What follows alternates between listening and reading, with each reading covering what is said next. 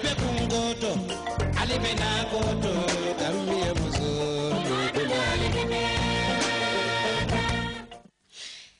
good evening, beautiful viewers, and welcome to another edition of the Women's Magazine, a program that brings you issues affecting women, their achievements and contributions to nation building.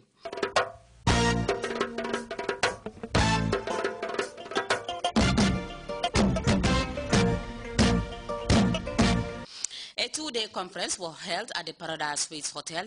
The conclave brought together NGOs, UN system, delegates from Senegal, Nigeria, and other prominent women. It was part of activities marking the International Women's Day. During the deliberations, participants highlighted issues affecting women, such as their participation in politics at local level, women, gender, peace, and security. The event also saw the launching of 3 documents, namely the Profile of Prominent Gambian Women, National Plan 2013, African Development Gender Index, Resolution 1325. According to the Vice President and Minister of Women's Affairs, in an interview with the state broadcaster, said the meeting was relevant as it's geared towards the advancement of women. The Women's Bureau and its partners are working towards the advancement of women in the area of peace and security. They carry out research, training, and general knowledge management activities with a view to ensure gender equality and women empowerment in partnership with government, United Nations, civil society organizations, and academia.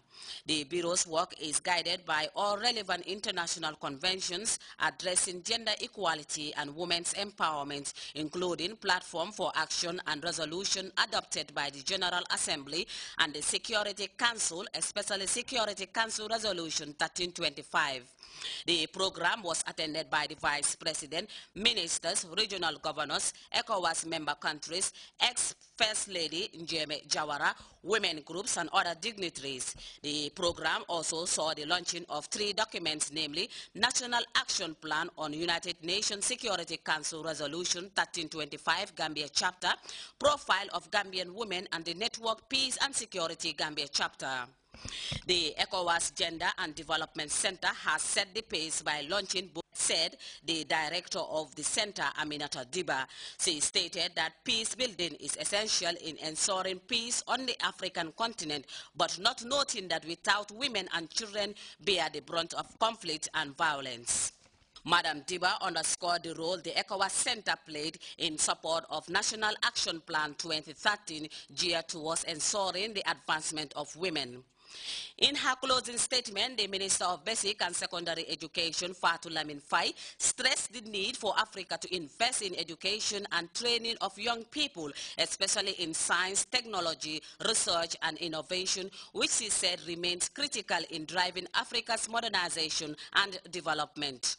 Minister Faye further noted that Pan-Africanism Renaissance is a roadmap that deals with the empowerment of women and girls, adding it needs to germinate and flourish within an environment of peace and security.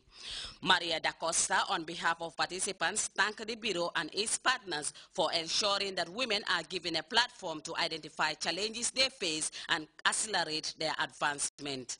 The Vice President handed gifts to participants in recognition of their efforts at marking the event a resounding success. It's a very relevant conference with a very relevant theme at that. It talks about Pan-Africanism and African Renaissance, and of course within the context of gender and the empowerment of women and youth. I think it's critical. Women are critical, but youth are also critical. That is why we put the two together, because among youth you have also young women. That's why we are addressing the two together. But it's also the theme for the AU, the African Union. They are saying that every country must debate on this issue, must discuss the issue of Pan-Africanism and African Renaissance, because that is critical, so that we know that we want a different Africa. And I'm sure we all agree now in the continent that we want to see a different Africa. An Africa that is gender sensitive, an Africa that consults its women, an Africa that moves its women forward, an Africa that works with the women and move the continent forward. And that cannot happen without the involvement of women. And this is why we are playing our part as Minister of Women's Affairs, as the National Women's Council, the Women's Bureau, the Women's Federation, and all the other key players in gender, so that we put forward some recommendations that we can implement as a country. Some of those maybe can be implemented by our development partners themselves at the global level or the sub-regional or regional level. We don't know what the recommendations would be eventually, but most of them have been discussed in this meeting.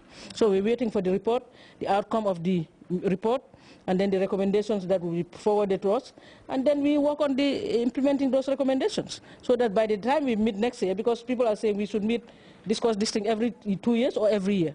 I think once Council meets, we'll look at whether it's feasible to do it every 2 years or every year. We'll get the recommendations eventually. So really, a host of things have been discussed here. Resolution 1325, you heard about it. The Africa Gender Development Index, I think you already had the presentation.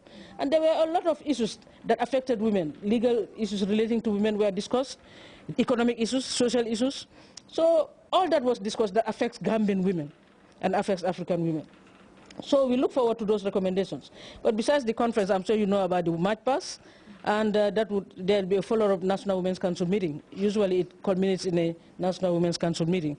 And they'll look at all the things that have happened, look at all the recommendations that have been put forward, come up with recommendations to government on the way forward.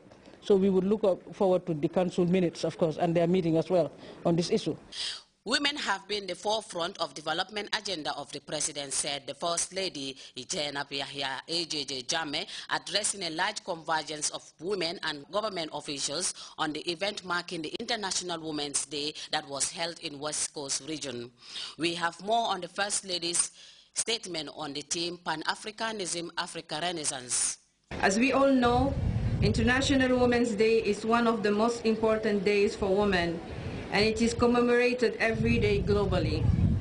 The purpose of the celebration is to take stock of the achievements in the empowerment of women and girls, identify the challenges, and map out strategies to mitigate these challenges. Your Excellencies, distinguished ladies and gentlemen, the significance of the year's theme cannot be overemphasized, given that the empowerment of women and girls is an important cornerstone for socio-economic development and progress for all. In the same vein, Pan-Africanism and African Renaissance give an opportunity to reflect on Africa's self-reliance trajectory and the need to demystify and popularize our history and our shared values. It is also meant to ensure that we put Africa's development in its socio-cultural, socio-economic, and glorious gender perspectives. It is high time, therefore, that we Africans reassess ourselves and chart the way forward to regain our dignity and pride, which we have always had in our glorious past.